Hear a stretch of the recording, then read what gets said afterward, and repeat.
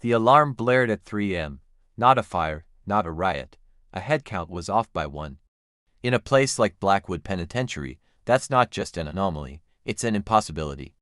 They called me Detective Harding, the guy who gets the calls when things stop making sense. The missing man was Elias Thorne, inmate number 734, serving a life sentence for a series of heists so brilliant, people still whispered about them in awe. The problem, his cell was locked from the outside. The bars were solid steel. The single window overlooked a 50-foot drop onto solid rock. No tunnels were found. No security footage was tampered with. Elias Thorne had simply vanished into thin air. The warden, a man named Sterling with eyes like chips of ice, walked me through the scene. The cell was a minimalist nightmare. A single bed, a toilet, and a small metal desk. On the desk, a chessboard was set up mid-game. A single book lay beside it, The Theory of Everything. Sterling insisted it was a prank, a conspiracy among the guards. But the fear in his own men's eyes told a different story. They were spooked. Prisoners don't just disappear from a supermax. It's like a ghost walking through walls. I started with the guards on duty that night. They were all veterans, uncheckable men who'd seen it all. Or so I thought. One of them, a young guard named Peterson, was visibly trembling. He swore he heard something around 2:45 a.m. Not a scream, not a struggle. He said it sounded like a whisper, like wind moving through a keyhole, followed by a faint, single chime, like a tiny bell. He dismissed it as the prison settling. Now, he wasn't so sure. His senior officer scoffed, blaming the night shift jitters. But I filed it away. In a place built on routine, any deviation is a clue. Next, I interviewed Thorne's neighbors. On one side, a lifer named Silas the Silent, who hadn't spoken in a decade. He just stared at the wall. On the other side was Marcus the Prophet Jones, a charismatic cult leader who claimed to see the future. Jones just smiled when I asked about Thorne. He said, "Elias wasn't escaping a prison of stone and steel, detective. He was escaping a prison of flesh and bone. He found a different kind of door, cryptic, to say the least." He pointed to Thorne's cell and added, "Some men play chess. Elias played with the board itself. Back in Thorne's cell, I felt a draft. Impossible. There were no vents, no cracks." I ran my hand along the cold stone walls, feeling for any irregularity. Nothing. Frustrated, I sat at the desk, looking at the chessboard. It was a strange setup. White was in a clear losing position, utterly surrounded. A hopeless game, but Thorne was a master strategist, a genius. He wouldn't play a losing game. Unless winning wasn't the point. I picked up the book, The Theory of Everything.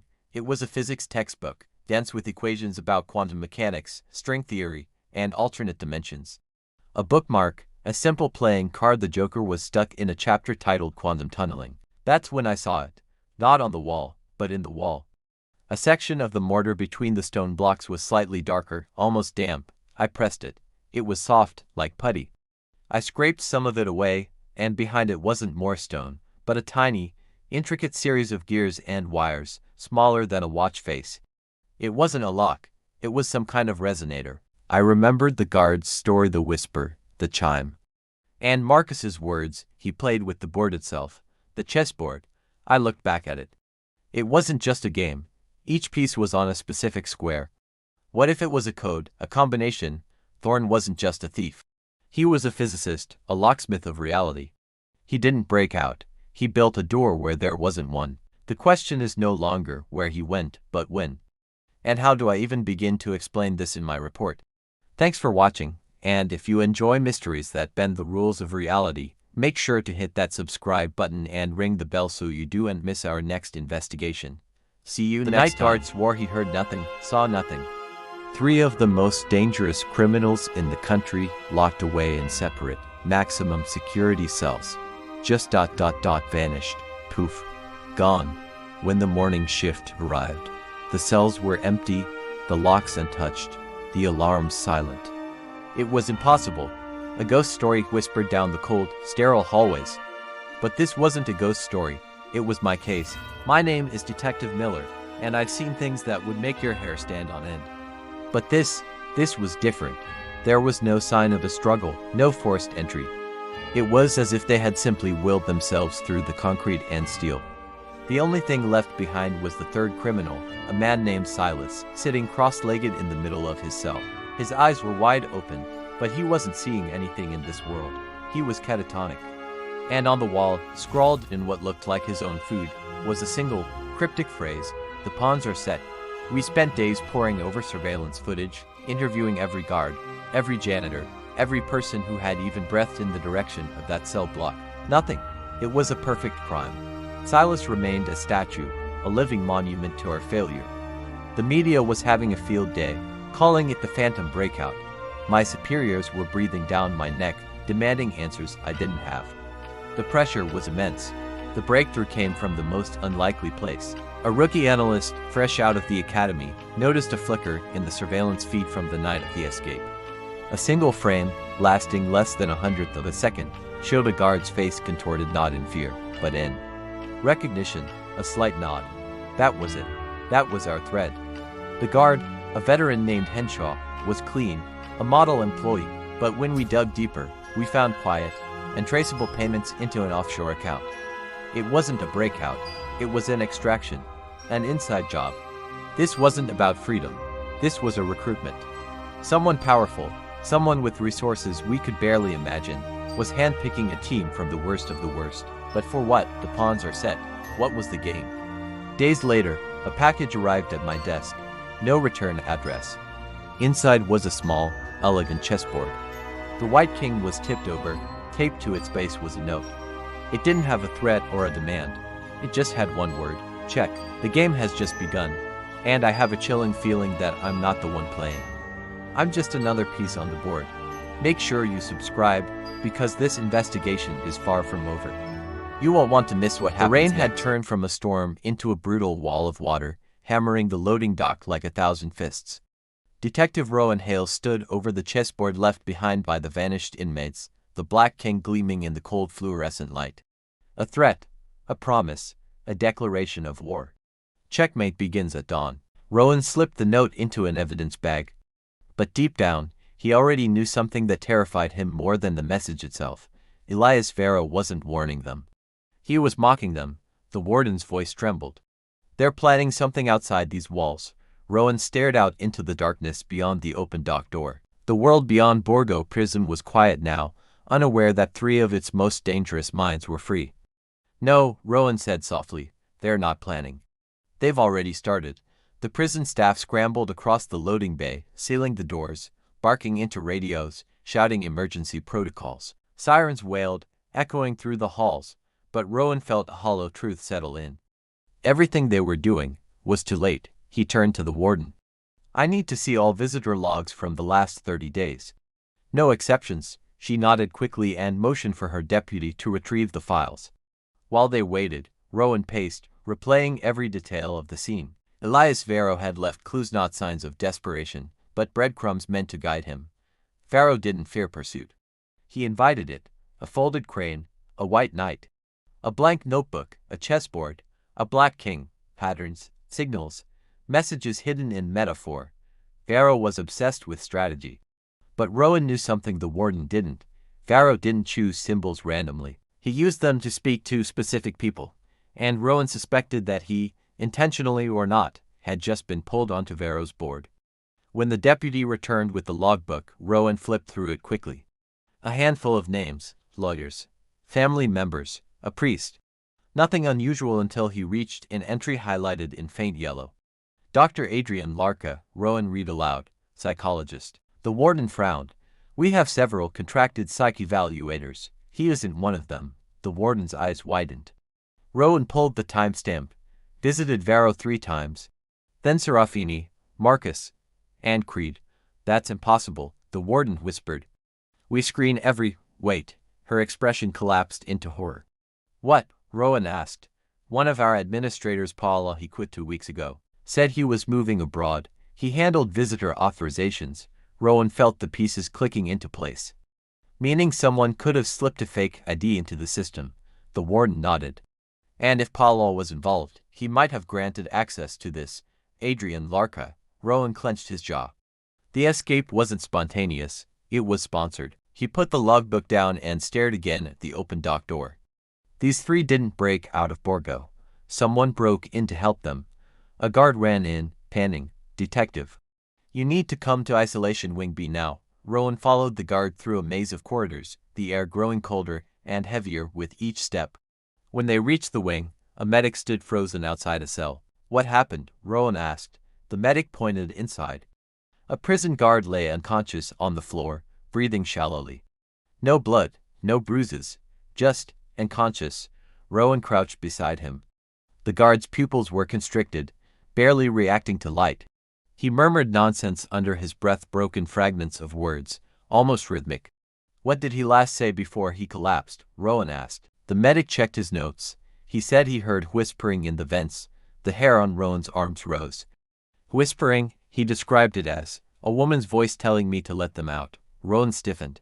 Serafini Locke was known for psychological manipulation so effective she didn't need to be near her victims. She could plant ideas in people's minds through subtle suggestion, tone, and pacing. Was it possible she had turned one of their own guards into a pawn in their escape, without ever laying a hand on him? The chilling thought hung in the air, as cold and heavy as the prison itself. The game had truly begun, and Rowan was already several moves behind. If you want to find out what happens next in this story, make sure to like this video and hit that subscribe button. Thanks for listening. The year is 1962. Alcatraz, the infamous island prison, sits shrouded in mist in the middle of San Francisco Bay. They called it the Rock. They said no one could escape. But on the night of June 11th, 3 men decided to prove them wrong. Their names were Frank Morris and brothers John and Clarence Anglin. A 4th man, Alan West, was also part of the plan, but we'll get to him later. Morris was the mastermind, a man with an IQ rumored to be in the genius range. The Anglin brothers were seasoned bank robbers, tough and resourceful. Together, they hatched a plan so audacious, so brilliant, it has become the stuff of legend. For 6 months, under the watchful eyes of the guards, they worked. Their tools were simple, almost laughably so: spoons stolen from the mess hall, an electric drill fashioned from a broken vacuum cleaner motor, and bits of saw blades they'd found. Night after night, they took turns chipping away at the crumbling concrete around the ventilation grills in their cells. The sound was masked by the accordion music played during the prison's designated music hour. To hide their work, they crafted fake wall sections out of painted cardboard. But what about the guards' nightly checks? How could they be in their beds while they were climbing through the vents? This is where their ingenuity truly shines. Using a mixture of soap, toilet paper, and stolen paint from the art workshop, they sculpted astonishingly realistic dummy heads. They even used real human hair collected from the prison barber shop floor. At night, they'd place these heads on their pillows, tucked under the blankets. In the dim light of the cell block, the illusion was perfect. Finally, the night of the escape arrived. Morris and the Anglins squeezed through the holes they'd made, crawled into the unguarded utility corridor behind their cells, and climbed up 3 stories of pipes to the prison roof. Alan West, however, was stuck. The concrete around his vent hadn't crumbled as planned, and by the time he managed to break through, the others were long gone. On the roof, the 3 escapees scrambled down a 50-foot smokestack on the side of the kitchen building. They navigated the darkness, dodged the searchlights, and made their way to the island's northern shore. Here, their final piece of the puzzle awaited them: a makeshift raft and life vests, painstakingly stitched and glued together from more than 50 stolen raincoats. They inflated the raft using a concertina, a small accordion-like instrument. Then, under the cover of darkness and the thick fog, they slipped into the treacherous, ice-cold waters of the bay, paddling for freedom. The next morning, the guards made the shocking discovery. The dummy heads, the holes in the walls. It was an all-out crisis. The prison was locked down, and one of the largest manhunts in FBI history was launched. They searched the bay, the surrounding islands, and the mainland. They found a paddle, some pieces of raincoat material, and a wallet containing photos and addresses of the Anglin's family and friends. But of the men themselves, nothing. The official story is that they drowned in the cold, strong currents. Their bodies were simply swept out to sea, but no credible trace of them was ever found. Did 3 men, with nothing but spoons and raincoats, really defeat the most secure prison on Earth? Or did the Rock claim its final victims? For years, rumors have persisted. Postcards with handwriting similar to the Anglins were sent to their family. A blurry photograph from the 1970s supposedly shows the brothers alive and well in Brazil. Their family has always maintained that the men survived. The FBI officially closed the case in 1979, but the U.S. Marshals Service keeps it open. To this day, the escape from Alcatraz remains one of history's greatest unsolved mysteries. What do you think happened? Let me know in the comments below. Thanks for watching, and don't forget to subscribe for more incredible stories. Dawn crept toward Borgo Prison like a slow-moving tide of pale gold, washing across rooftops and stone walls, as if the world itself didn't know the danger that approached with the morning. Detective Rowan Hale didn't have the luxury of sunrise.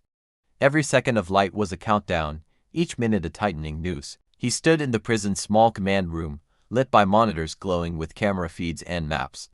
The coded message from Jonas Creed SAHRHUQR lay scrawled across a whiteboard, circled in red.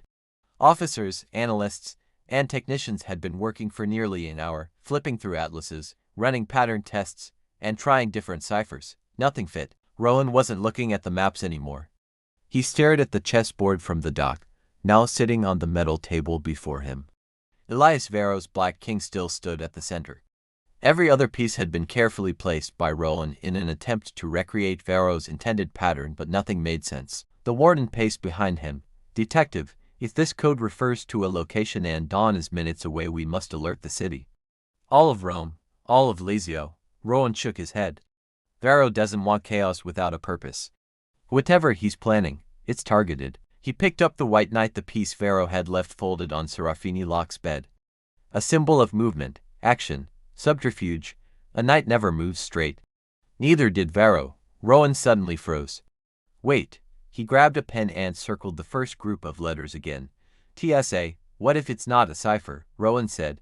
"What if it's an anagram?" Officer Lena, standing near the monitors, typed quickly. "Possible rearrangements include SAT, STA, TAS." Rowan's pulse jumped. STA wasn't just a prefix, it was a code. "STA is used in Old Roman administrative maps," he said. "It stands for Stazione." The warden stepped forward. "A station? Which one? There are hundreds." Rowan moved to the next cluster, HRH. "What if these represent street abbreviations or local markers?" Lena asked. "Rome's districts often use shortened identifiers." The warden shook her head. "Not like that." Rowan looked again at the pattern on the board. The king at the center, flanked by pawns, knights, and a bishop. A fortress layout, a station, a protected center, a command hub. "Rowan," the warden said softly, "what station is protected like a fortress?" He answered immediately, "The central rail hub Rama Termini." Her eyes widened. "That station processes hundreds of thousands of passengers every day, and it's just beginning morning traffic," Rowan whispered. "If Varro wanted maximum impact, visibility, disruption, fear, Termini is the move. But what about the last letters?" Lena asked. "UQR." Rowan stared at the board again. "Not the king, not the rook, the grid itself." "Coordinates," he said suddenly. "Old grid mapping." He ran to the terminal and pulled up an outdated city operations blueprint. Termini Station, 50 years ago, was divided into sectors marked with alphanumeric codes rarely used except internally. Rowan zoomed in. "Sector UQR." The warden breathed out sharply. "That's the main concourse. The ticketing area facing the east entrance. A perfect choke point. A perfect stage." Rowan's stomach tightened. "They're not planning an attack. They're planning a message." "What kind of message?" the warden asked. Rowan didn't answer. He was already running. They raced through the prison corridors and out to the waiting convoy. Sirens ignited the dawn, cutting through the gray-blue horizon as multiple police vehicles roared down the highway toward the city. Rowan sat in the passenger seat, gripping the radio. "Units near Termini, respond immediately," he said. "We have credible intel on a coordinated criminal operation targeting the main concourse. Approach with extreme caution. Suspects are highly trained and psychologically manipulative." Static filled the line, then a voice responded. "Copy that, officers en route." The warden, seated beside Rowan, clenched her jaw. Varro planned this too well. What could they want there? "Hostages, exposure." Rowan shook his head. "Varro doesn't need hostages. He needs witnesses." "To what?" she asked. "To his ideology, to his belief that society needed restructuring. That flawed systems justified drastic correction." But Rowan didn't say that aloud. because he didn't know how far Varro intended to go to make his point. They reached the outskirts of Rome just as the sun crested the horizon, staining the sky orange. The convoy weaved through early traffic, lights flashing. Termini appeared ahead, massive glass windows, steel beams, and banners fluttering above slowly growing crowds. "Detective," Lena's voice crackled from the radio. "We scanned CCTV feeds. 2 individuals matching Serafini and Marcus entered the station 15 minutes ago." Rowan took in a sharp breath. "Where is Varro?" "Not visible," she said, "but we found something else." "You need to see it." Her voice trembled. "Someone left a black king at the east entrance." Rowan swallowed. Varro was here. Police established a perimeter around the station, guiding civilians gently but firmly away. No panic, just controlled redirection. Exactly what Rowan wanted. The fewer people inside, the better. Rowan entered through the east doors. The concourse was enormous, marble floors, tall glass windows reflecting the rising sun, shops lining the walls. The air smelled of espresso and early morning pastries. Everything looked normal, too normal. Then he noticed it. A folded paper crane placed neatly on the bench to the right of the escalator. "Serafini." Rowan approached cautiously. Inside the crane, in tiny handwriting, were the words, "You're late." He exhaled slowly. She was watching. They all were. A shadow flickered across the mezzanine level above. Rowan looked up in time to see Marcus Vale crossing toward the maintenance corridor. Rowan sprinted. Marcus disappeared through a steel door. Rowan pushed after him, entering a narrow corridor lined with pipes, wires, and humming machines. "Marcus," Rowan shouted, "this ends now." From the shadows, Marcus spoke calmly. "It doesn't end, it begins." Rowan stepped forward. "Whatever Varro promised you, it isn't real. He's using you." "You don't understand him," Marcus said firmly. "He sees patterns we can't. He gives purpose to chaos." Rowan shook his head. "Purpose? You're risking innocent lives." Marcus smiled faintly. "We're not here to hurt anyone." Rain lashed against the precinct window, each drop a tiny hammer against the glass. "For weeks, we'd been chasing a ghost, a phantom in the machine named Oracle. They weren't just a hacker, they were an architect of chaos. First, the traffic lights went haywire, turning downtown into a symphony of blaring horns and screeching tires. Then the power grid flickered, plunging entire districts into darkness for hours. It wasn't random, it was a message. Oracle was showing us, in the most terrifying way possible, how fragile our city was. Every system we relied on, every piece of automated infrastructure, was a house of cards. And they were holding the final card. We had nothing. No face, no location, just a digital trail that vanished into thin air. Until last night. A single, almost imperceptible data packet, misdirected for a fraction of a second. It was a mistake. A tiny crack in the armor. It led me to an abandoned subway control station, deep beneath the city streets. The air down there was thick with the smell of damp concrete and ozone. And there they were. Not some shadowy figure in a hoodie, but a person sitting calmly amidst a web of monitors and cables, their face illuminated by scrolling green code. They smiled as I approached, a chillingly serene expression. "Detective," they said, their voice calm, almost welcoming. "I've been expecting you." Impressive, tracking me here. I kept my weapon steady. "It's over, Oracle. Shut it down." They just chuckled. "Over, Detective, it's just beginning. You see the city, you see its progress. It's a disease, a dependency on systems no one truly understands or controls. I'm not destroying it, I'm showing it the cure." On the main screen, a map of the city's water and gas lines pulsed ominously. A countdown timer appeared in the corner, 10 minutes. "In 10 minutes, Oracle explained, every valve and regulator will open simultaneously. A citywide purge, a reset." My blood ran cold. This wasn't just chaos, it was catastrophe. "You're insane," I said, my voice tight. They shrugged. History is filled with prophets who were called insane. The only way to make them listen is to force their hand. I couldn't risk a shot. One stray bullet could destroy the servers, making the shutdown impossible. It was a standoff, a battle of wills. I had to get to that keyboard. I started talking, asking questions, trying to understand their twisted logic, inching closer with every word. I spoke about the people, the families, the lives that would be lost. Not as statistics, but as individuals. For a moment, a flicker of something doubt. Regret.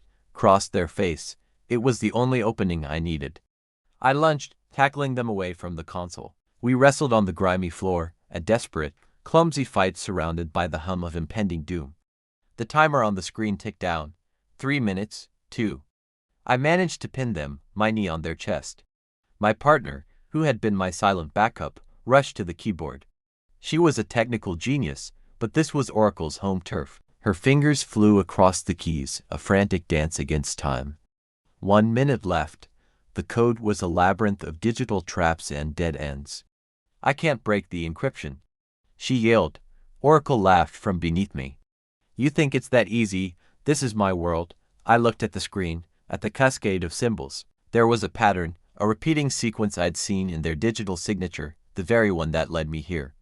It was their ego, their calling card. Try the sequence from the data packet. I shouted, the one from the misdirect. 30 seconds. My partner's eyes widened in realization. She typed it in. The screen flashed. Access granted. With 10 seconds to spare, she slammed the emergency abort command. The countdown vanished. The pulsing lines on the map stabilized. A collective sigh of relief filled the cramped room, so loud it felt like it could push back the walls. We got Oracle in cuffs. As we led them away, up the stairs and back into the rain-soaked world we'd just saved, they looked back at me, that same unnerving smile on their face. This isn't the end, detective, they whispered. It's just a pause. You can't patch a sinking ship forever.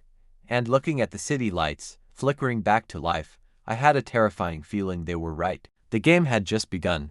Thanks for watching. If you enjoyed this story, be sure to subscribe for more.